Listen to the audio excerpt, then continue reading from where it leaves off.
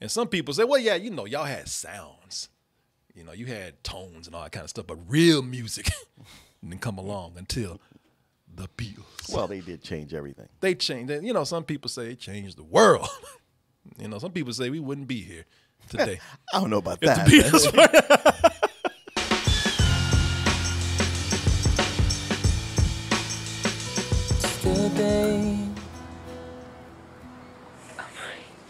When did you write that? I didn't write it. Paul McCartney wrote it. The Beatles. Who? Little picture. We put it up on the refrigerator just to make him happy. I said, we'll make a shirt out of it over here on dtmerch.com. Yeah, that little Martin, he's trying to do a little something over here. Yeah, can y'all help him out, make him feel good? You know, he's no Jenny Liano, but can you buy this great and powerful Oz shirt that we got up in dtmerch.com? We still gonna have that classic black tee with the white logo and everything else. From other variations of shirts and logos to coffee cups to the phone covers to the gift of choice with the gift certificate. And we get by with your support here on doubletoasted.com. So please, if you like what we do, if you love what we do, subscribe to us. What if the Beatles had never existed, man? Yeah. As we know them. You know, what if they weren't here? Some people say, oh, my God, it'd be the apocalypse. They say humans be cannibals and society wouldn't exist no more. Are you been reading Ringo Starr's blog or something? Yeah, man. He said a world where at least Ringo be a Mad Max scenario going on. So we have the Beatles to thank for our very existence today. And that's what this movie is about yesterday. It imagines a world as if the Beatles didn't exist. Except for one guy. Except for one guy. Well, he's not a Beatle. Right. He's not a Beatle. You know, he knows some Beatles songs. And what you have here is sort of this is sort of a fantasy thing that's happening here. And like a lot of fantasies, and even has a tinge of science fiction in there maybe. One night, got like this 12-second blackout that occurs. And my man can see where he's going, gets hit by a bus, wakes up in a hospital, and he starts talking about Beatles songs and starts talking about the Beatles themselves, and people look at him like, what the f are you saying? And he's like, okay. And he gets mad. Okay, this is the longest joke. Y'all been carrying this out for a week. I know y'all like f***ing with me, but enough is enough. All right, this has been 7 days. Where's the punchline to this? There is none, except maybe on him, because he's the only one that knows anything about the Beatles. Fortunately, he's also a musician. Who, for some reason, knew the whole Beatles catalog. So well, I imagine if you're a musician, especially growing up in England, of course, you got to know the Beatles. Of course, I know all the songs. And so, just like again, any other kind of fantasy you have here, you got the underdog who's ready to give up, except for a miracle that happens that could possibly turn his life around. The biggest catch: shit ain't yours. So, what are you gonna do? Can you live with that, even though you're poised for fame and fortune? And also, you're going to be considered probably the best musician and songwriter in the world. Let's see how my man Jack handles this as we look at the trailer for Yesterday. Do you genuinely not know who the Beatles are? Genuinely? Then I'm in a really, really, really complicated situation. Let me just give you this advice. Song title: Hey Dude. There's a scene in here that's not even in the movie. She moves. No one's ever written this many great songs. That scene is not in the film at all, right there. The weird thing is, like, I stuck around watching the credits, and it listed Ana de Armas in the credits, and I was like, wait a minute, I'm always looking out for her. And I did not see her in this movie at all. No, she's not in the movie, no. Yeah, so to see this, I was like, what? Oh, okay. I thought, did the lights go out and I forgot that she was in the film? And I feel bad for her because if I was this chick right here, I'd be pissed because if you go by this trailer, she had a story. Right. She had a plot, and that shit ain't gonna ever have no closure. She's not in the film. Now, I will say that besides, that scene right there not being in the movie, I like the setup for this. Oh, I love the premise. I love and the setup. And it's not the premise and the setup. I mean, even before we get to the fantasy part of this, that bus scene alone, I love, man. They knocked him on his ass. They knocked him on his teeth. They face planted his ass on the street. They scraped the street with his lips. And I got to tell you, what they do with that scene right there, it hurts every time I saw him early in the movie. Well, you broke your front tooth out one time, so I know you could identify. Oh, yeah. Shit, I was looking just like him one day. Hey, Mom, I need some new teeth. Yeah, man. The setup, I got to say, just that bus scene alone was pretty effective. And that's that's when you know this is a fantasy, because they knocked him on his face so hard that if this wasn't a movie, his ass would be dead. Yeah, or at least in a coma. He'd be sitting in a wheelchair with half his face caved in, drooling. He wouldn't believe me. He wouldn't. You know, the rest of the world would remember the Beatles. He would. The opposite. Yeah, it'd be the opposite. It wouldn't be yesterday. It'd be tomorrow. Want to sing the Beatles? I don't like bugs. Don't look at me. What I like about the setup here is that the film avoided being a one-note joke. I'm not going to tell you the details of it, but I like that it's in this world, this new world, after the lights have gone out for 12 seconds and people come back and they can't remember the Beatles, it's not just the Beatles that they don't remember. There's actually a few cultural phenomena that people don't remember. Not going to name any, but that joke, when they do it, I have to say, for as many times as they repeat it, it stays funny. Well, because they don't repeat it constantly, so when it comes back in, it's something else. Like, wait, nobody knows what this is? No, what is that? Yeah, and it's something so basic. You're like, oh, that's funny. And they play it into the story well. They let it. They tell the joke. They let it breathe for a little bit. Are they gonna say they let it be? You know, no. I was like, hey man, I thought you were gonna do it because you've been doing that lately. And I was like, please don't. You know what, Martin? I'm not gonna lie to you. I wish you were about to say it. No, I wouldn't. I wish we could just black out for like 12 seconds right now. I forget you said that shit. What pun, Martin? I don't remember. Thank God. What's a pun? And with this, what you have is pretty much a cross between the Twilight Zone and a fairy tale. You know, because you have to have characters who are both confused about what's happening, by this weird situation, and they also have to carry the intimacy of a romance story. And that's where Himesh Patel comes in, man. As Jack, the character here, I like him. I like him because he's funny. He's very funny, but in a humble kind of way. You know, when you look at this, Jack is actually, for a lot of this, he's the straight man of his own story. Sure. It's almost like the premise is the comedic partner. Because he just has to look in, just bewilderment at the whole thing. And also he has to deal with people who do not know about the Beatles at all, which, forget that the Beatles didn't exist. He just can't grasp that people just don't know these songs, even though he's been blessed to possibly be the new Beatle. Right, carry on broadcasting, young man. Maybe start after the first bit. I've heard it 3 times. Christ, this is Let It Be! You're the first people on Earth to hear this song. The funny thing is, they didn't give a shit about him when they remembered the Beatles. His dad and his mom, they love him, but they just don't care. They kind of like, son, when you gonna be through with this music face? I know. I mean, they seem to not like the music. Like they didn't like it before because he wasn't that great, but they weren't into it before. But even when he's singing some of the greatest songs ever written, they're not into it just because it's him. It's like, son, when it really comes down to it, we just don't like you. Yeah. And I gotta tell you, man, I can see where his parents are coming from, because there's nothing wrong with Jack here, man. Jack is actually a likable person, but it took me a while to even like Jack, because I just don't like this dumbass face. Well, Jack is kind of a sad sack, and those songs he was doing on his own before he started going through the Beatles catalog, they weren't that good. No, they weren't good. They weren't. But I guarantee, because before anything odd happens in this movie, before the fantasy element comes in, Jack beginning of the movie, he just spends time looking stupid.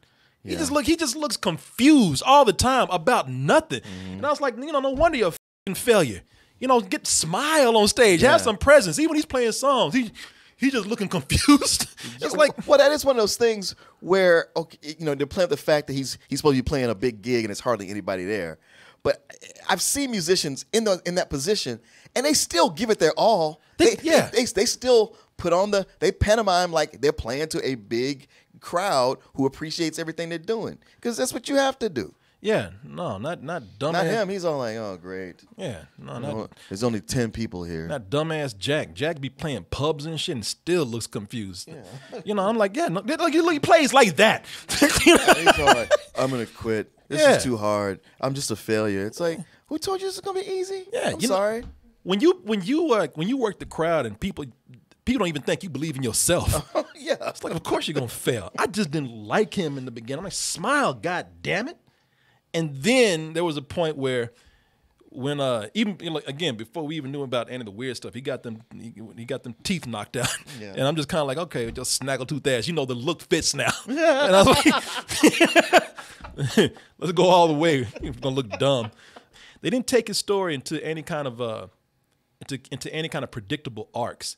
You know, it didn't work out to where Jack, since he knows all these songs, he goes on to become rich and famous, and then he becomes an egotistical nightmare.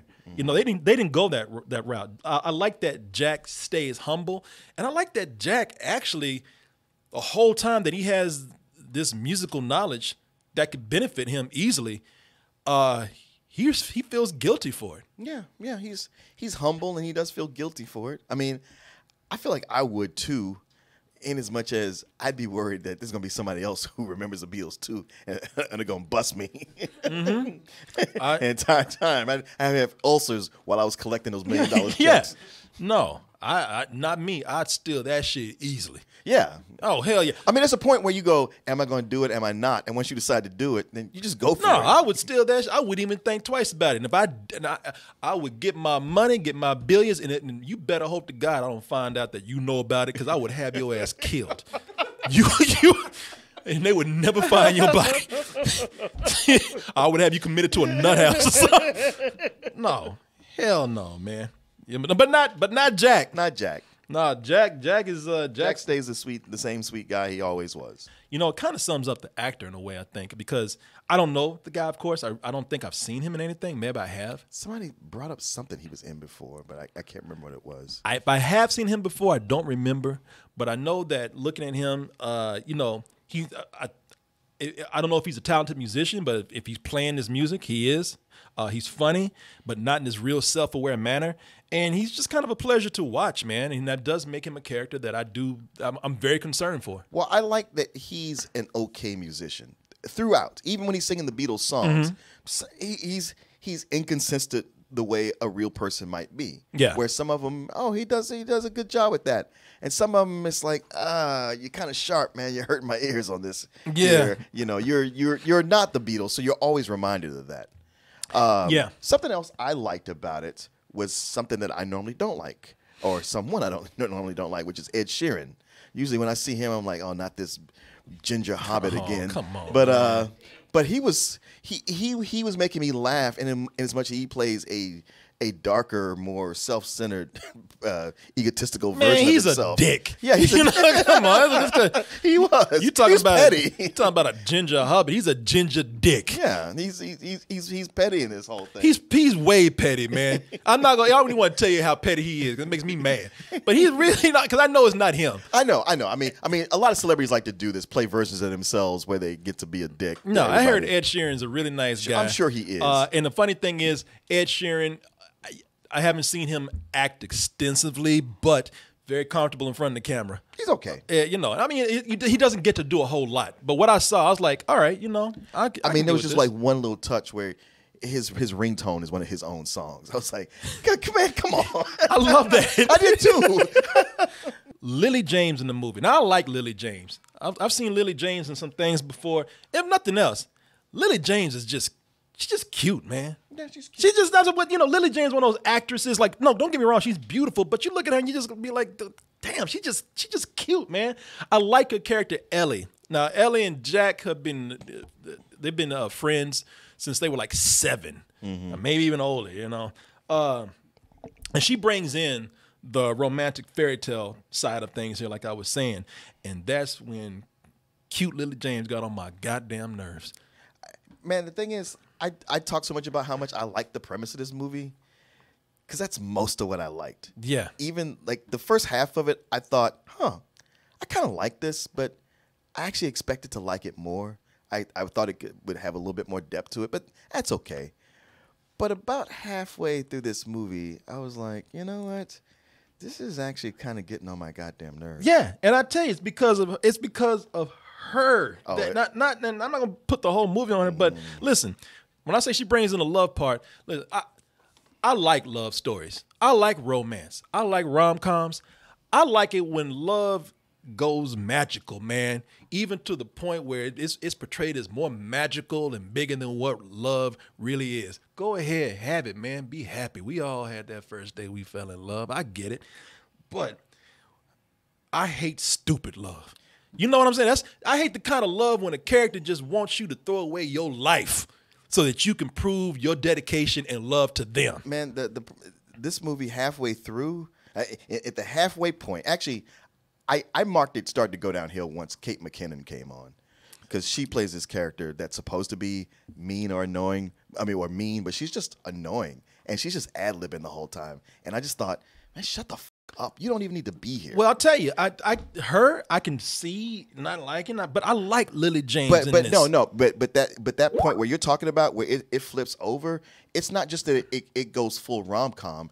It brings in every bad trope that rom-coms do. It's all the bad rom-com stuff. Somebody took a bucket of them and just poured them all over this movie. Yeah, and and the thing, and the reason why, see, I'm more patient with rom-coms and romance movies than you are. I get that, and there's nothing wrong with that. I get it. I can see why you get mad at them, and I can see why you get mad at this. Like, I got furious because the thing is, when I'm talking about stupid love, I'm talking about where it just defies common sense. Yes. You know, when you defy common sense so much that you're a person that I like, but on this one thing, I'm rooting against you. Yeah. Like, you don't deserve love. No.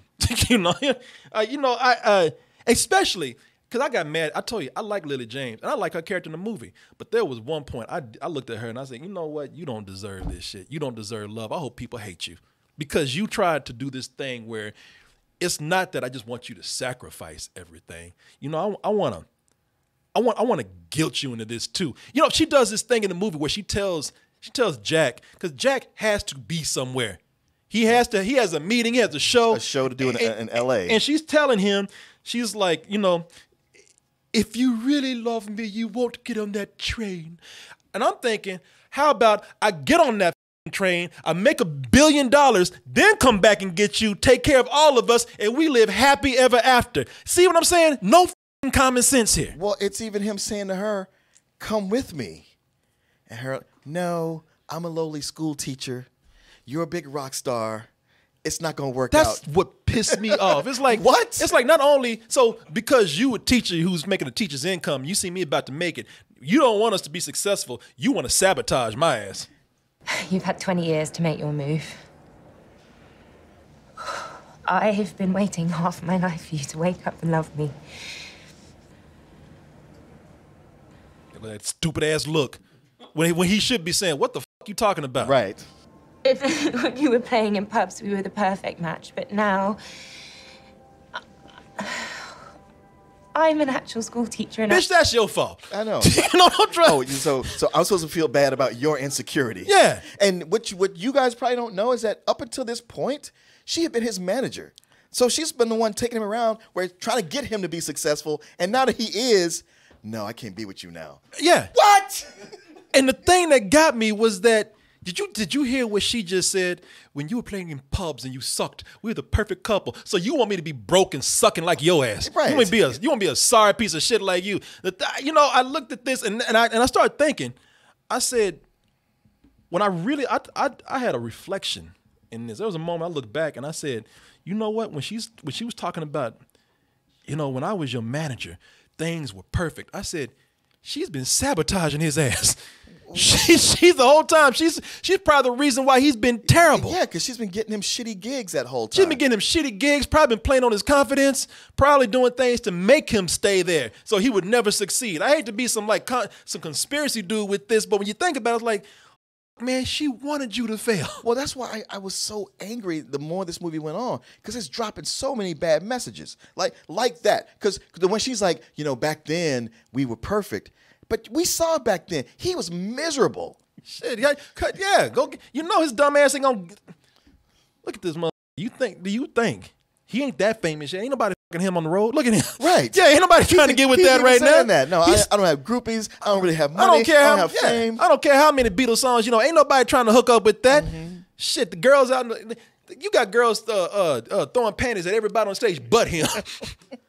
One girl's like, no, that's meant for him. Ain't nobody trying to get with him. What she need to say, get on that plane, go get your money, and when you got time, you know what, by the way, I'm quitting my job today. Right. So when you get that record out there, I'll be waiting. If not, I'll find your ass. I mean, 10 years of him saying him not picking up on your hints, and now finally he's saying, oh, wait, whoa, I get it. No, I love you too. And her going, nah. Nah, I waited for you. Well, I'm here. Well, you gonna hold on to that shit from 10 years? And I hate that shit. And there's some shit that goes on with a love triangle and. Yeah, I hate that shit with trembling. I waited for you for the. He's like, wait, you should have said something. Yeah. Hell, this is the Me Too era. I ain't about to put no hands on you. Shit.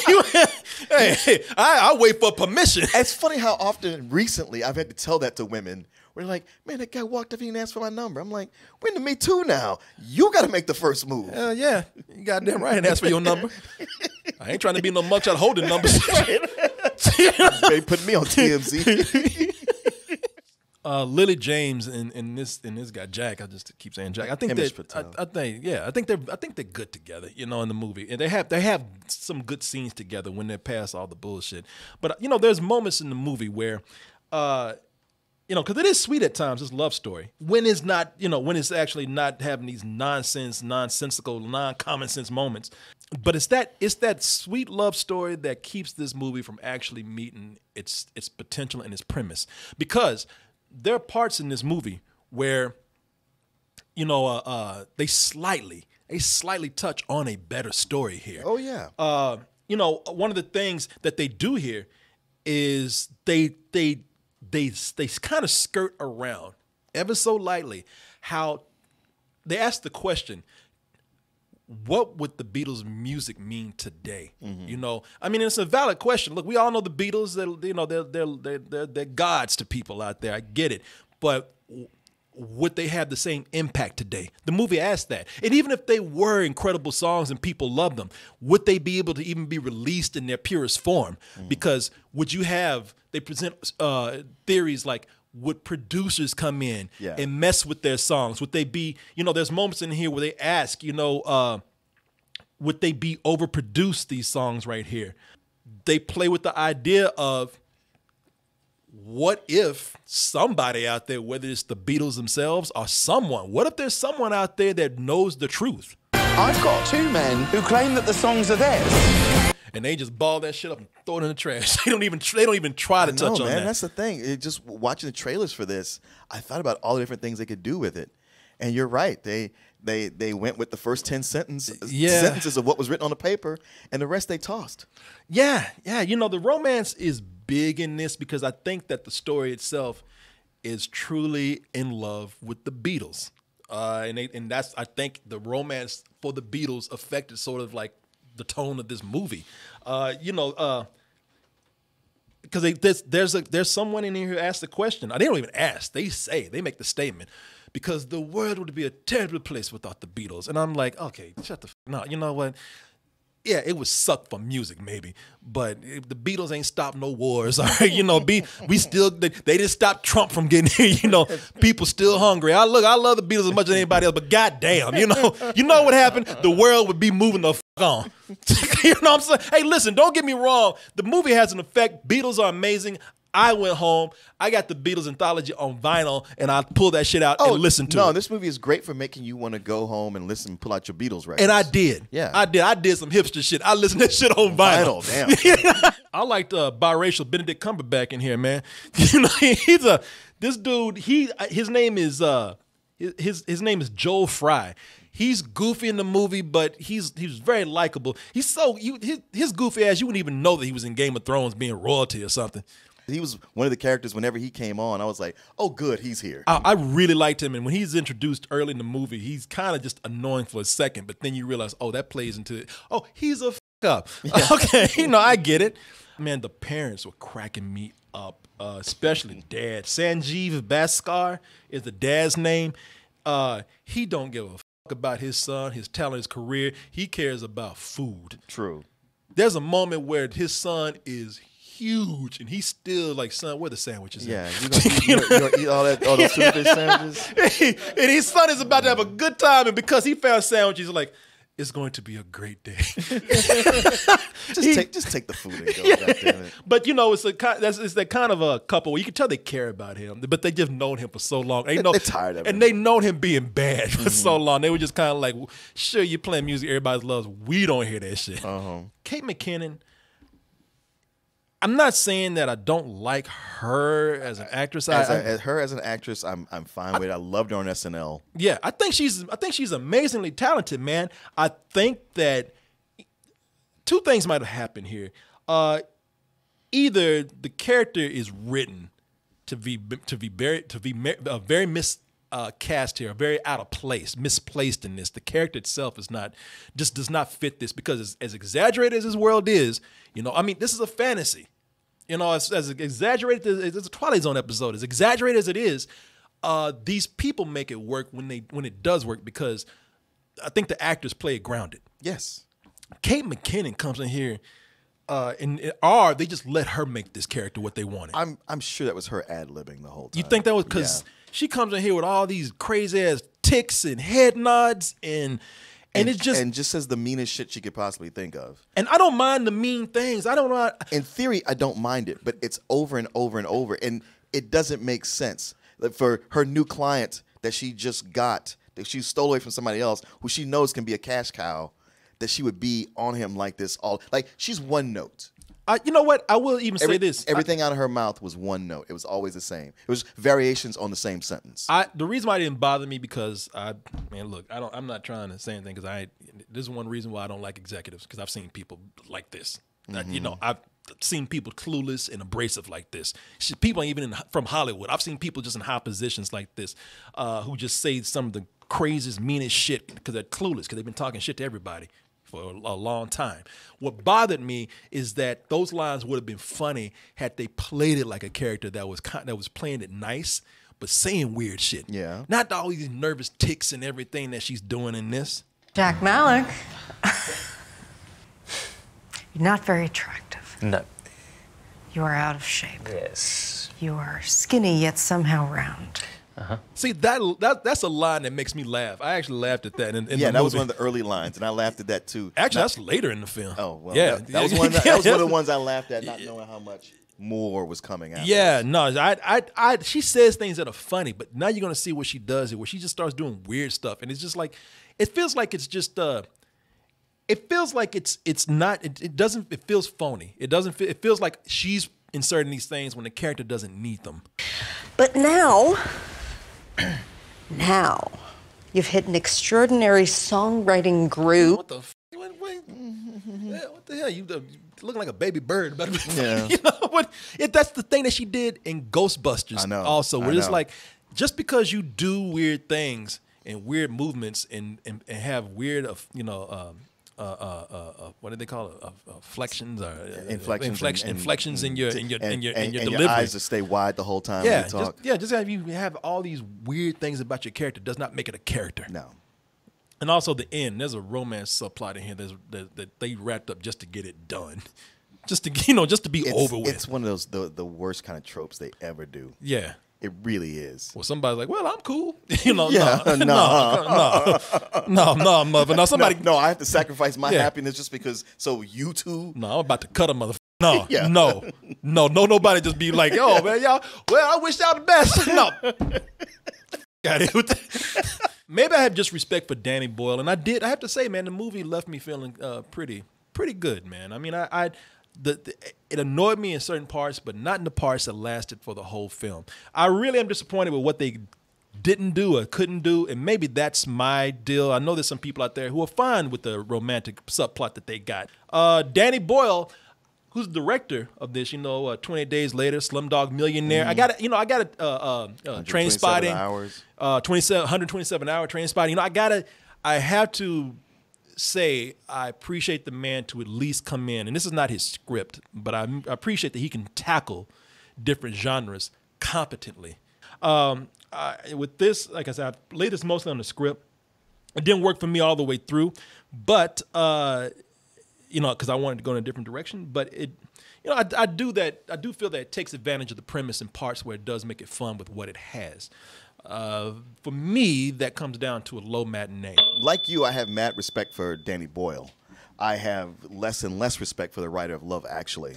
And everything, I didn't care for Love Actually and everything. Is that the writer here? Yeah. Yeah, and I'm one of those people, man. I don't like Love Actually. I don't like that movie, and everything they've done, I like progressively less. Mm-hmm. And now here we are with this movie. So much great potential, just lost, just thrown away. It's sad to watch it. Even in the best parts of this movie, I thought it was just okay. And so I started with a matinee, and then I drifted into a rental, and that ending, I almost stood up and said, you. I was so angry with what they did. I was like, really, in this day and age, we're going back to this? Yeah, that whole thing where the character going like, oh, I'm okay with this. No.